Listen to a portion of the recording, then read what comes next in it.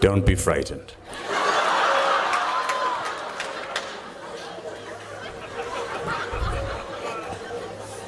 When a Bennington student, 10 minutes before you come up to the podium, hands you a mace,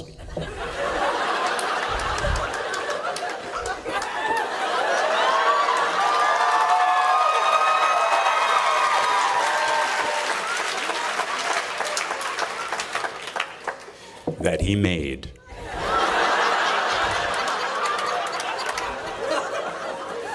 if you don't bring it to the podium with you, you'll never be Bennington.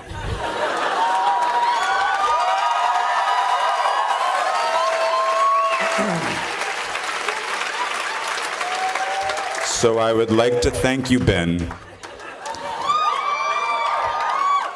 for helping me put the fear of God in the audience tonight.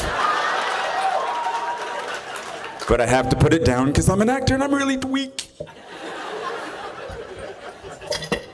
That was heavy. It wasn't like a prop. That shit was real.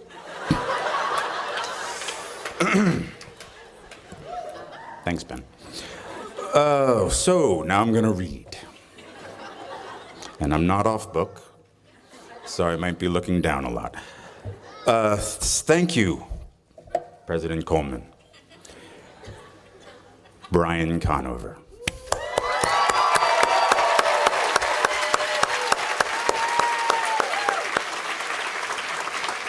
Faculty, students, family, alumni, some of whom are dear friends of mine, who've traveled all the way from the big city to see me hopefully not humiliate myself tonight. And especially thanks to you, the graduating class of 2012.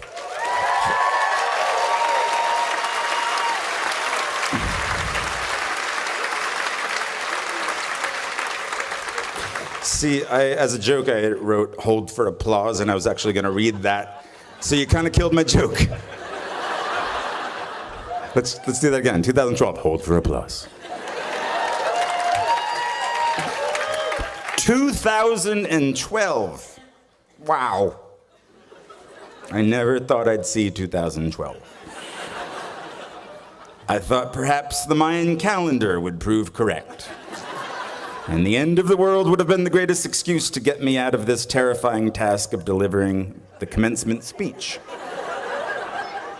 But wait, according to the Mayan calendar here, when does the world end? December 2012.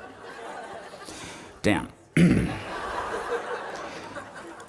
Okay, maybe I shouldn't talk to the graduates eager to start their new lives about the end of the world. Okay. Really? Really?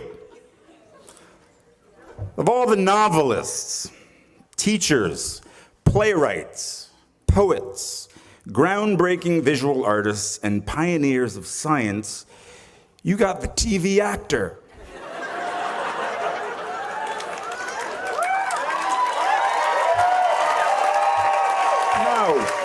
No. And I actually heard you petition for me. Oh, you fools. You know what? For those of you who didn't petition for me, I would love to later on talk about the problems in the Middle East and the downfall of the world economy. And for those of you who did petition for me, I don't have any signed DVDs of the Game of Thrones. But I'm happy to talk about the parallel lineages of the Targaryens and the Lannisters later at the bar.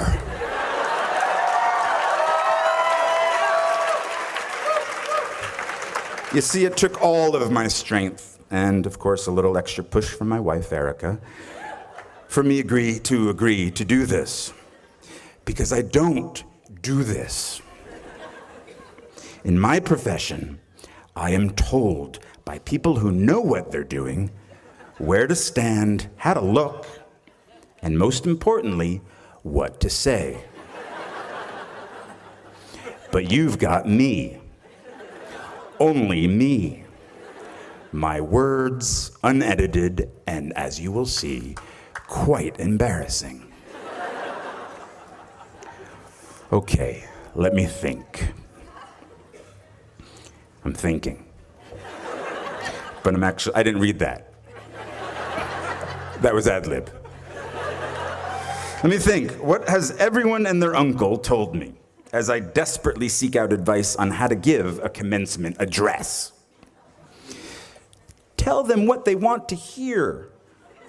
Talk about your time at Bennington. Know that there is no wrong speech.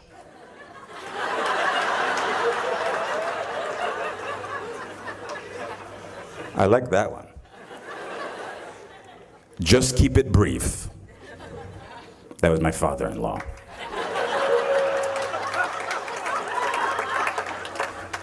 Be brutally honest. Tell them how hard it is after you graduate. We'll get back to that one. Just watch Meryl Streep's commencement speech at Barnard and you'll be fine.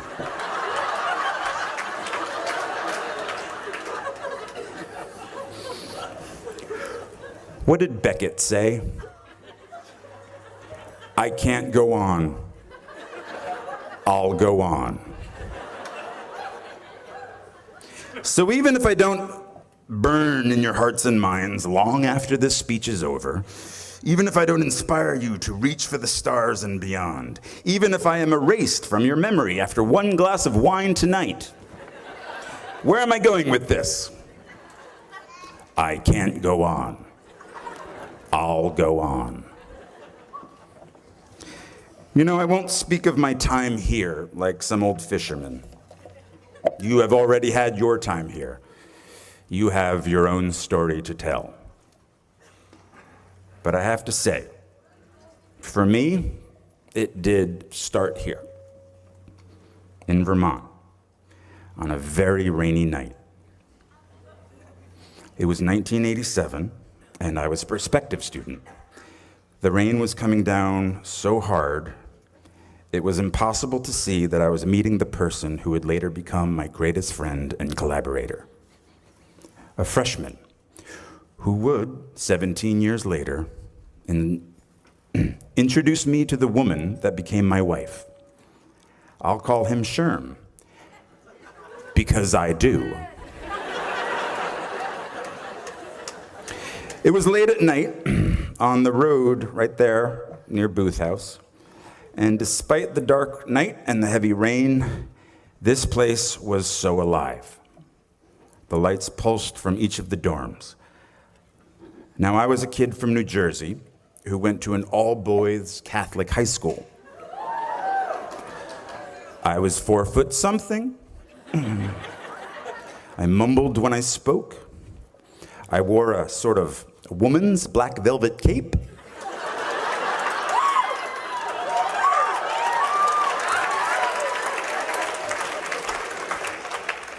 Black tights,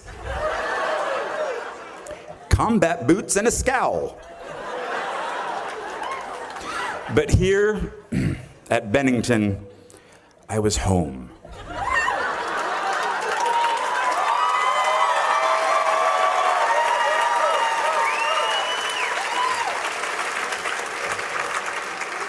And I have to say, it doesn't get better. Yeah. Just, let me clarify. There are not shinier, more important people out there. Your fellow students, your friends, sitting around you are as good as it gets. 22 years after my own graduation, I have worked with my rainy night friend and fellow graduate, Sherm, on countless productions he has written, in all stages of development from living rooms to off-Broadway. Brooks, Ian, Justin, Brett, John, Matthew, Jim, Sean, Hyla, Nikki, and the Bee are all classmates I shared my time with here and still work with, and am lucky to call my friends. We are very spoiled here. People always say to me, for such a small school, it seems like there are so many of you.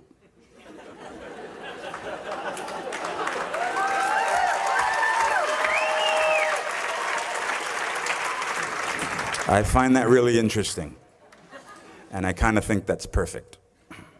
We can't help it. We burn very brightly. Please don't ever stop. Okay. Graduates, now when I sat where you are, sitting right now, I had so many dreams of where I wanted to go, who I wanted to be, and what I wanted to do. Theater companies I wanted to start with classmates, movies I wanted to be in, directors I wanted to work with, stories I needed to tell. It might take a little time, I thought, but it would happen. When I sat there, 22 years ago, what I didn't want to think about is where I would be tomorrow. What I would have to start to do tomorrow. And I graduated in 1991, a great year, a time of resurgence for independent films in this country, a time of relatively affordable rents in New York City. See, I assumed that I could make a living writing my plays. Acting way off Broadway. And hopefully, one day, join the actors I loved and respected in those independent films. TV? Oh, what? No. What, are you kidding me? No, didn't even consider that. I had much more class than that. Much more self-respect than that. Like soap operas and shit. What I didn't have was cash, a bank account, a credit card, or an apartment. I just had debt.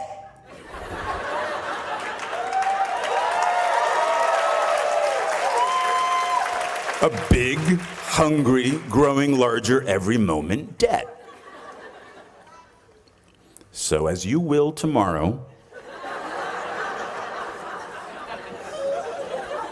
I had to leave beautiful Vermont. I packed the life that I knew with socks and a toothbrush into my backpack, and I slept on couch after couch after couch after couch at friends' apartments in New York until I wore out their rent-paying roommates' welcome. I didn't want a day job. I was an actor. I was a writer. I was a Bennington graduate. I had to get a day job.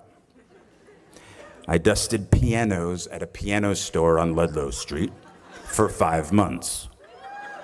I worked on the property of a Shakespeare scholar for a year, pulling weeds and removing bees' nests. I went on unemployment once, but not for long. I couldn't handle the guilt. Eventually, I was able to pay rent for a spot on the floor of an apartment on the Lower East Side, but my roommate had a breakdown and disappeared. He later resurfaced in a religious cult. I'm making this sound romantic. It really wasn't.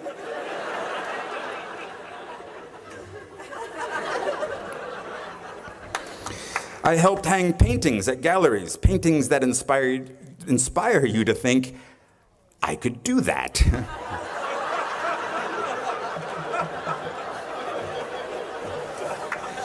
And then, finally, after 2 years of job and couch surfing, I got a job in application processing as a data enterer at a place called Professional Examination Services. And I stayed for 6 years.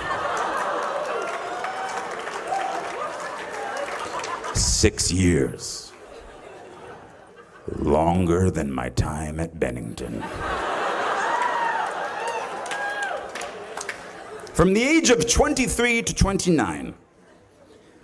Well, they loved me there. I was funny. I wore black, no cape, no tights.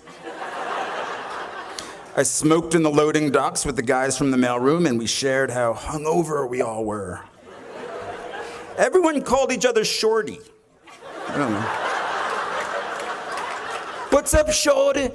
How you doing, Shorty? Oh, so hungover, Shorty. I called in sick almost every Friday because I was out late the night before. I hated that job, and I clung to that job. Because of that job, I could afford my own place.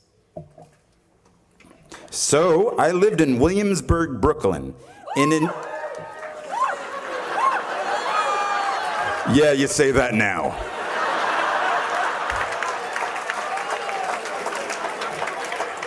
Oh, my kingdom for a time machine. Yeah, that's right. I lived in an industrial loft.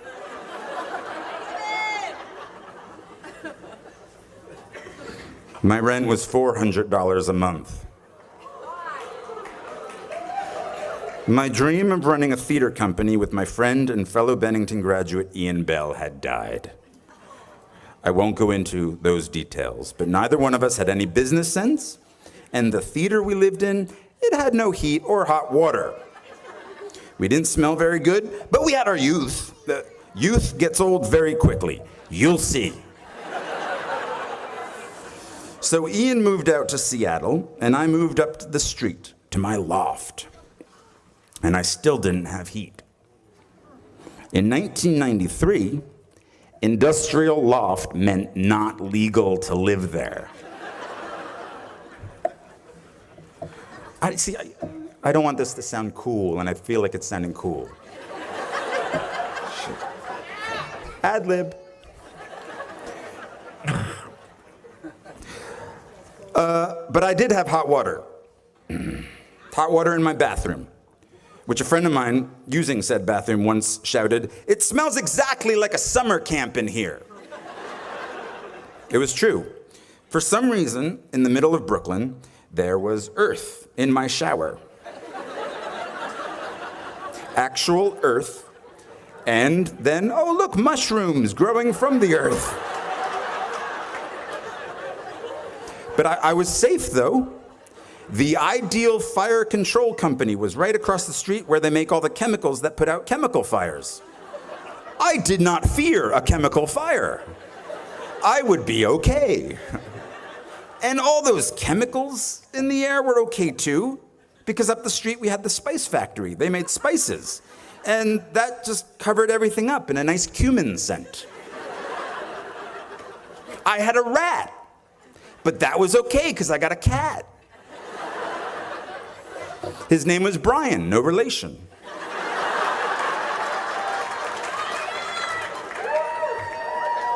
My grandmother had given me a pink pull-out couch.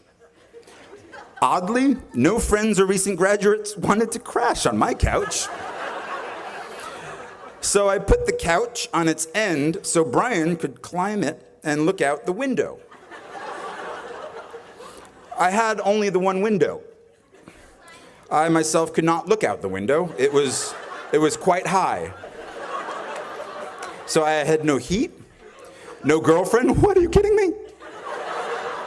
No acting agent. But I had a cat named Brian who told me of the world outside.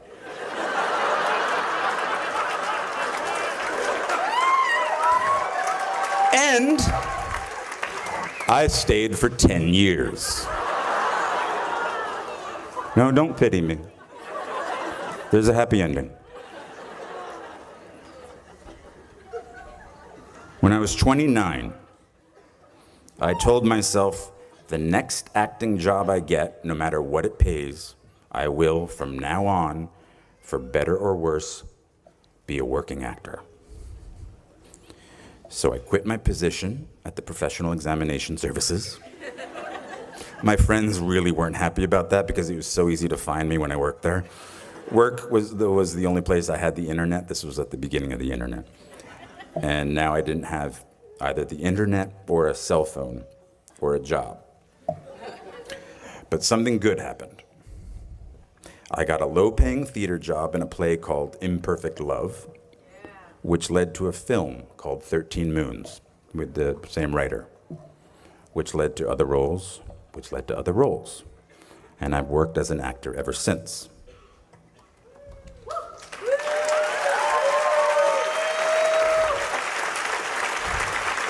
But I didn't know that would happen. At 29, walking away from data processing, I was terrified. 10 years in a place without heat, 6 years at a job I felt stuck in. Maybe I was afraid of change. Are you? My parents didn't have much money, but they struggled to send me to the best schools. And one of the most important things they did for me, and graduates, maybe you don't want to hear this, is that once I graduated, I was on my own. Financially, it was my turn.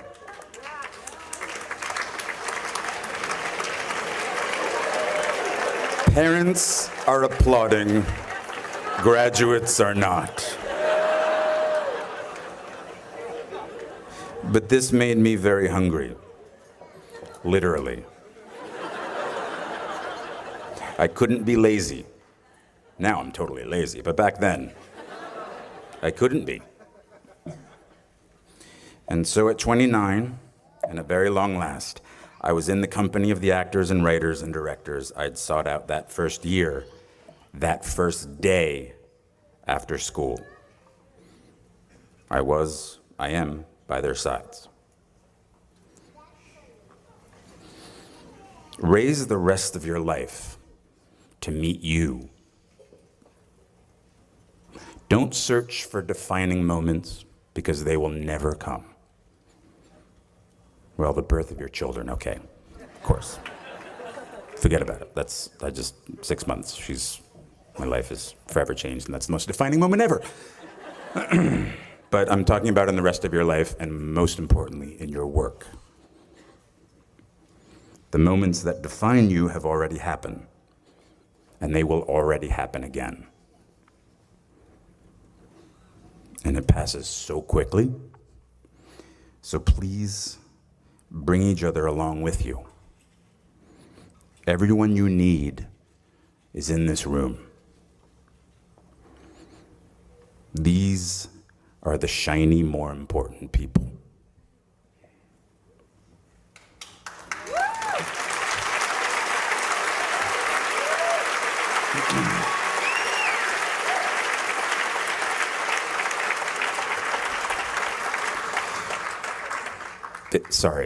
It sucks after graduation. It really does. I mean, I don't know, at least it did for me, but that's the only thing I know. You just get a bit derailed. But soon something starts to happen. Trust me. A rhythm sets in. Just like it did after your first few days here. Just try not to wait until, like me, you're 29 before you find it. And if you are, that's fine too. Some of us never find it. But you will. I promise you. You are already here. That's such an enormous step all its own. You'll find your rhythm or continue the one you have already found. I was walking downtown in Manhattan the other day, and I was approached by a group of very sweet young ladies. Easy. Actually, they were sort of running feverishly down the street after me.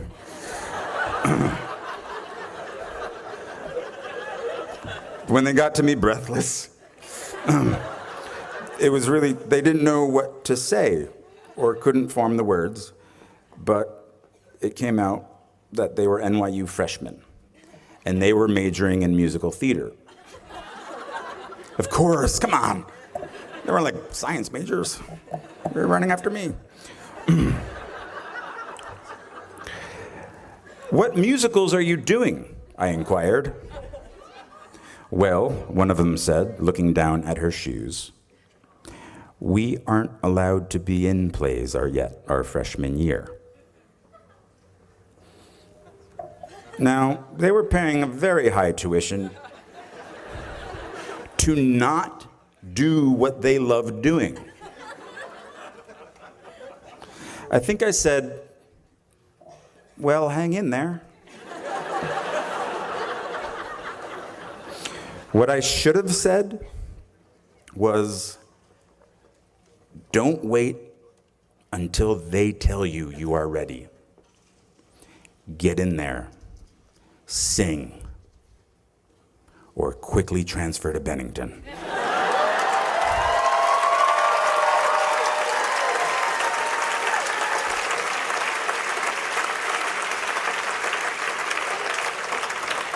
When I went to school here, if a freshman wanted to write, direct, and star in her own musical, the lights would already be hung for her. Now, I tell this story because the world might say you are not allowed to yet. I waited a long time out in the world before I gave myself permission to fail. Please, don't even bother asking. Don't bother telling the world you are ready. Show it. Do it. What did Beckett say? Ever tried, ever failed, no matter. Try again, fail again, fail better. Bennington class of 2012. The world is yours. Treat everyone kindly and light up the night. Thank you so much for having me here. What an honor. Good night.